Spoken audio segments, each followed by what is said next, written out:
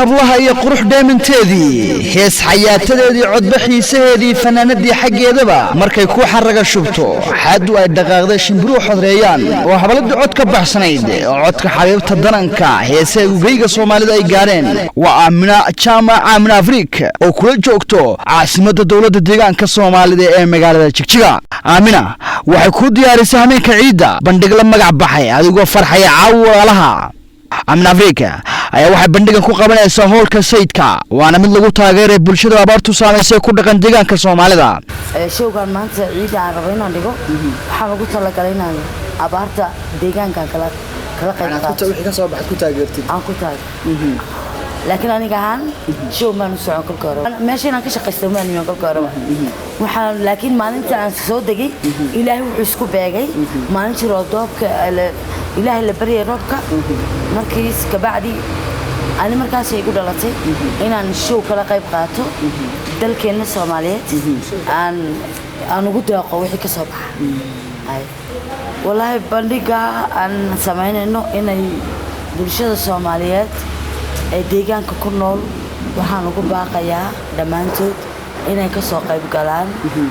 si ay heeso kala duwan heeso cusub iyo heeso hore ay heli doonaan insha Allah farxadda maalinta ciida aan ku wada farxi doono dhamaan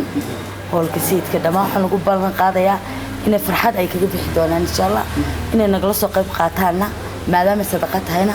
waan filayaa waan sugayaa bandhiga hameenka ciida Aamina waxay kugu tala gashay heeso cusub oo ku ugu dambeeyay daawaha laga soo qaaday kuwaasi ay u helin doonaan fanaaniinta deegaanka kuwa ugu xiisaha badan.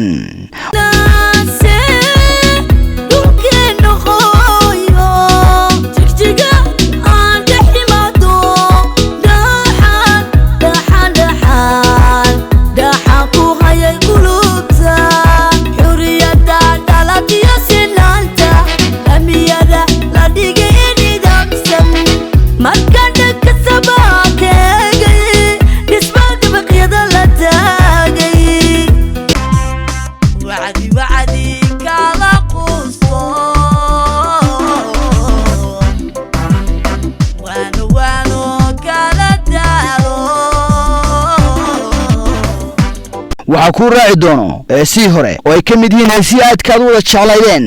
bal markan hamutumiyay dhamaata haradku miyuu idaaya